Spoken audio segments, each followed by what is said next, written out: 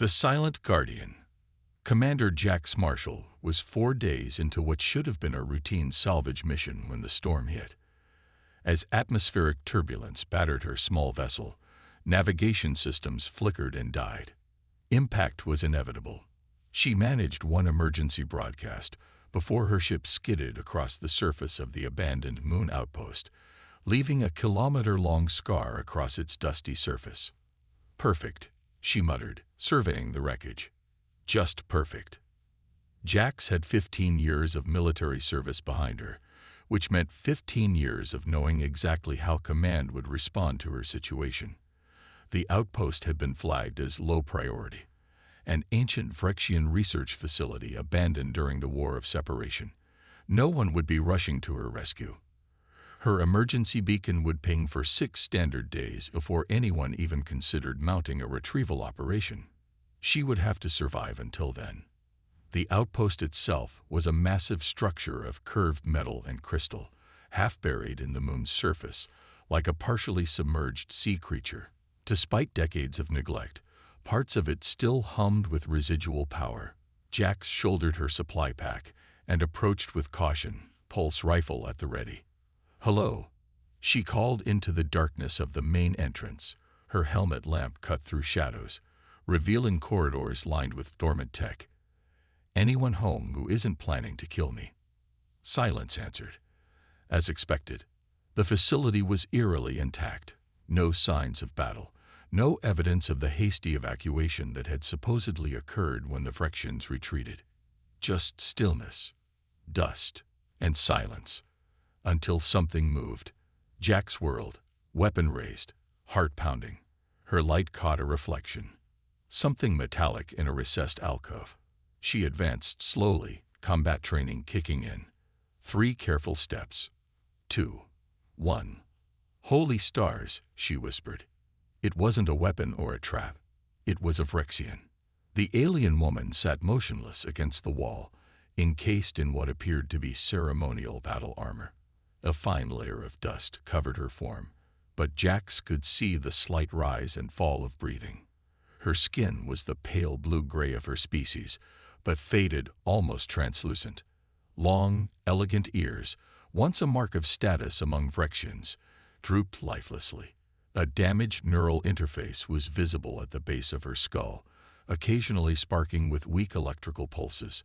The Vrexian's eyes opened, startlingly violet and alert, a sharp contrast to her otherwise lifeless appearance.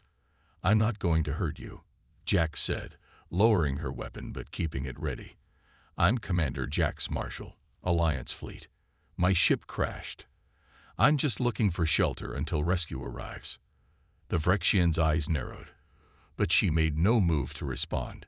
No move at all, in fact. She remained perfectly still, only her eyes tracking Jax's movements. "Can you understand me? Do you speak standard?" Finally, a response, a voice like wind through ancient ruins. "I understand you, human. I simply choose not to waste words on the dying." Jax raised an eyebrow. "Confident assessment. I've got supplies for at least a week. I wasn't referring to you." Understanding dawned slowly. "You're trapped there, aren't you? How long?" A flicker of something crossed the Vrexian's face. Pain. Resignation. "By your calendar, approximately 20 of your years." Jax blinked in shock. 20 years. Just sitting here. An oversimplification, but essentially correct. "What's your name?" The Vrexian seemed to debate whether to answer. "Ilara, 3rd Guardian of the 7th House of Vrex." Jax whistled. "Fancy title." "I'm just Jax. Any chance you'd tell me what happened here?" "The history files just say abandoned during strategic withdrawal. I was left behind to die with honor. Clearly, I failed at even that simple task." Jax set down her pack and crouched to Ilara's eye level. "Look, I'm going to be stuck here for at least 6 days. Maybe we can help each other. I need shelter and local knowledge. You need." She gestured vaguely at Ilara's immobile form. "There is nothing you can do for me, human. Many have tried."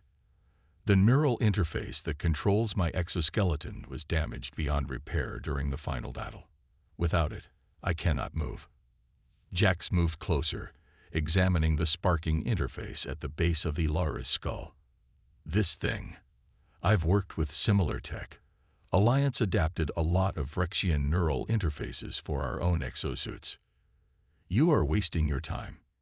Yeah. Well, time's all I've got right now. Jax grinned.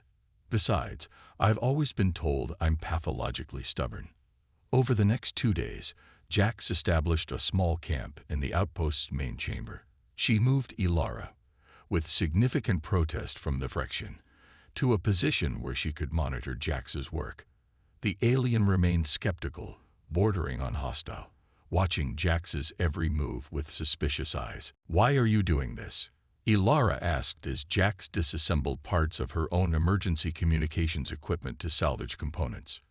Jax shrugged.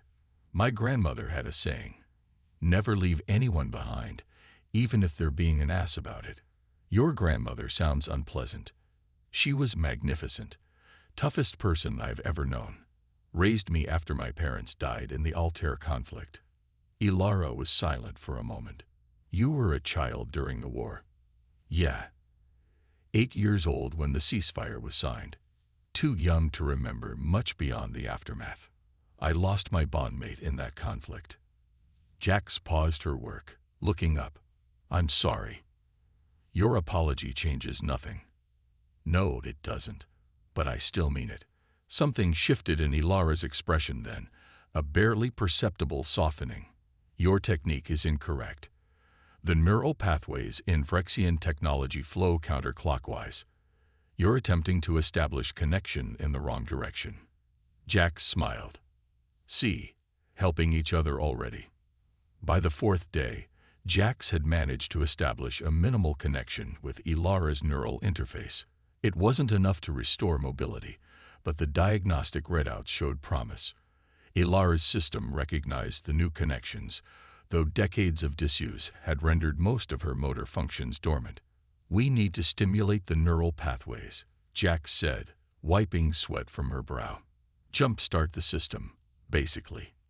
It won't work, Ilara replied, though with less conviction than before.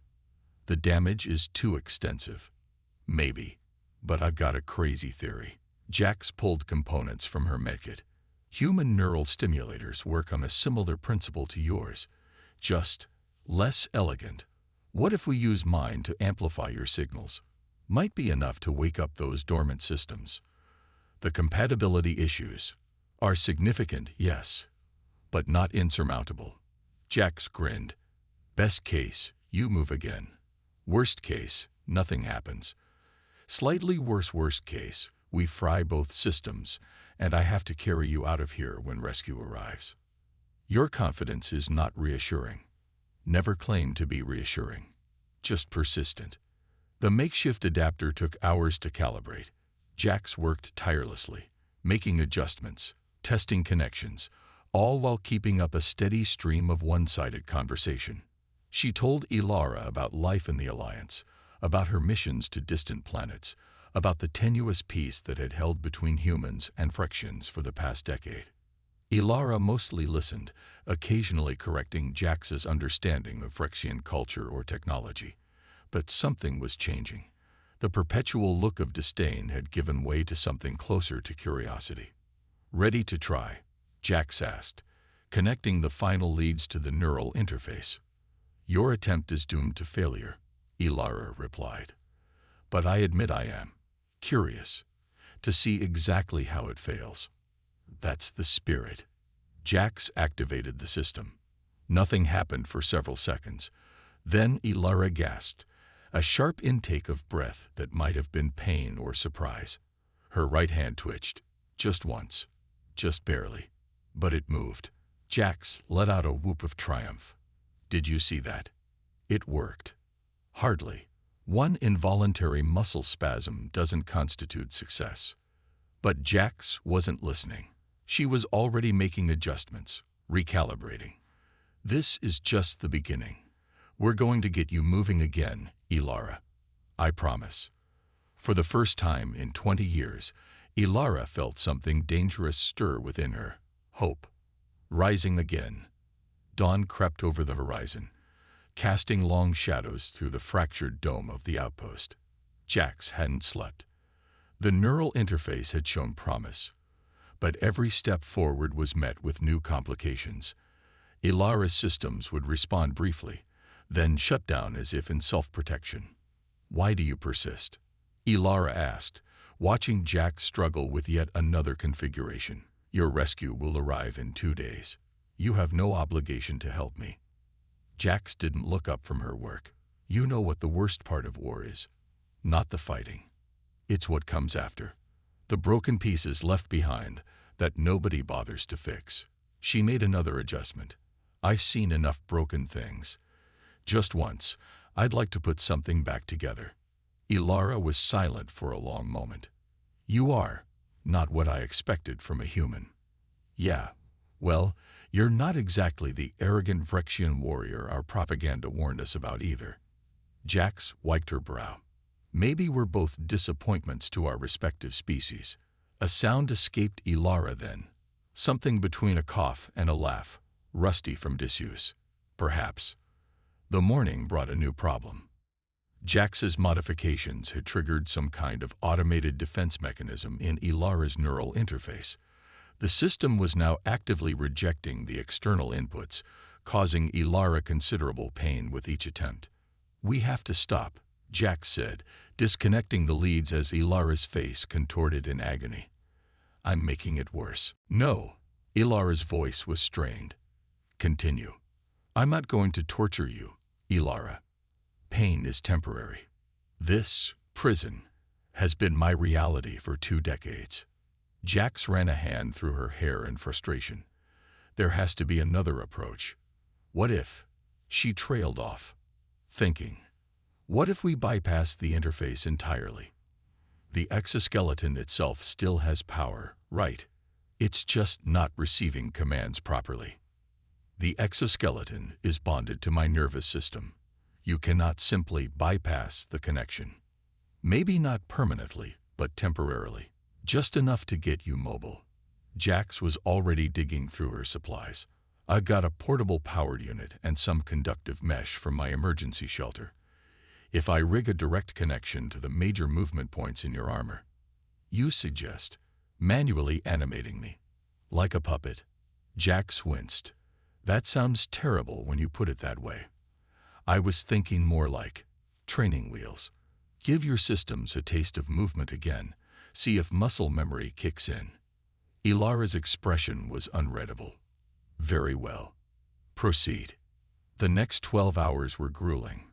Jax carefully affixed conductive mesh to key points on Ilara's exoskeleton, creating a crude secondary network that could deliver electrical impulses directly to the armor's movement mechanisms. It was imprecise, uncomfortable, and potentially dangerous, but it was their best option. "I need to warn you," Jax said as she finalized the connections. "This is going to feel strange. Your body hasn't moved in decades. There might be pain. Pain is preferable to stagnation." Jax activated the system at its lowest setting. Ilara's right arm twitched, then lifted, a jerky, unnatural movement controlled by the external current rather than her own will. Ilara's face remained stoic, but Jax could see the strain in her eyes. "Too much." "No. Continue." Gradually, Jax increased the current, allowing Ilara's limbs to move one at a time. The movements were mechanical and awkward, but with each attempt, they seemed to improve slightly. After 3 hours, Ilara was able to move her fingers independently of the external controls. "It's working," Jax said, exhausted but exhilarated. "Your neural pathways are remembering." A warning alarm cut through their moment of triumph. Jax's emergency beacon was flashing red. "What is it?" Ilara asked. Jax rushed to check the readout. "Storm. A big one. Atmospheric disturbance that'll make landing impossible." She swore under her breath. "Rescue's been delayed. 3 days, minimum. That works in our favor. More time to continue the treatment." Not exactly. Jax pointed to her powered unit, which was now dipping into critical reserves. We got maybe 5 hours of power left. After that, we're back to square one. Ilara's eyes hardened with determination. Then we must make those hours count. They'd redoubled their efforts. Jax pushed the system harder, while Ilara focused every ounce of her will on reconnecting with her long-dormant body. Small victories accumulated. A finger twitch here, a knee bend there, but full mobility remained elusive. As the power unit dropped to 10%, Jax made a decision. We need to try something different. A full reboot of your system. That is extremely dangerous, Ilara cautioned. If my neural interface fails completely, I lose even the minimal function I have regained. I know, but we're running out of options and time. Jax met Ilara's eyes directly. It's your call. Ilara considered for only a moment. Do it. Jax reconfigured the system for one final attempt. She rerouted all remaining power to create a single powerful surge, enough to shock Ilara's neural interface into either functioning or failing completely. Ready? Jax asked, her finger hovering over the activation control. Wait. Ilara's voice was softer than Jax had ever heard it. If this fails, I want you to know that these days have been the first time in 20 years that I have felt alive. You gave me that. Thank you. Jax swallowed hard. Save the goodbyes for after we fail, which we won't. She pressed the button. The surge of power was blinding, a cascade of electricity that lit up the dark outpost like daybreak. Ilara's body convulsed, the exoskeleton circuits glowing blue-white with overload. Then silence, darkness, and stillness. Ilara. Jax leaned forward anxiously. Can you hear me? No response. Damn it. Jax slammed her fist against the floor. I'm sorry. I shouldn't have. A hand caught her wrist. Ilara's hand. Moving. Jax froze, disbelieving, as Ilara's fingers tightened around her wrist. The Vrexian's eyes opened, glowing faintly with renewed neural connection. It worked, Ilara whispered. Holy stars, Jax breathed. Can you? Before she could finish, Ilara was already attempting to stand. Her movements were unsteady, the exoskeleton responding in jerks and starts as long unused connections reestablished themselves. Jax rushed to support her, offering her arm for balance. Easy, Jax cautioned. One step at a time. Ilara ignored her, determined. Her legs trembled with the effort, armor plates grinding against each other after decades of stillness. She rose, shakily, painfully, to her full height. And then she fell. Jax caught her before she hit the ground, the human strength surprising for her smaller frame. I've got you, she said. I've got you. Ilara didn't pull away.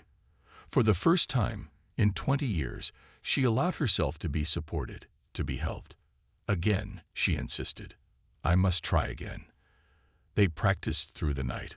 Walking became standing became steps, each movement more fluid than the last as Ilara's neural interface relearned its purpose. By morning, she could walk the length of the chamber with only minimal assistance. As dawn broke on the 6th day, Ilara stood at the entrance of the outpost, gazing at a sunrise she had only seen from her fixed position for 2 decades. Jax stood beside her, tired but triumphant. What will you do now? Jax asked. When rescue comes, you could return with me. The Alliance has a reintegration program for war survivors. Ilara considered this. My people believe I died with honor in battle. My return would raise complications. Complications seem to be our specialty. Jax grinned. Besides, I think both our people could benefit from seeing what happens when enemies decide to help each other instead of fight. You are suggesting I become a symbol, a diplomat. I'm suggesting you become whatever you want, now that you can walk toward it instead of just watching it pass by. Ilara took a step forward, then another, each one more confident than the last. Perhaps I will start by walking to your ship. See if there is anything worth salvaging. That's the spirit. Though fair warning, my engineering skills are much better than my piloting. That, Ilara said with the first true smile Jax had seen, does not surprise me. As they walked together across the dusty surface of the moon, an unlikely pair united by circumstance and choice, Jax's emergency beacon finally received a response. Rescue was on its way. But for Ilara, rescue had already arrived, in the form of human persistence and the simple, profound gift of movement. After 20 years of stillness, she was finally moving forward.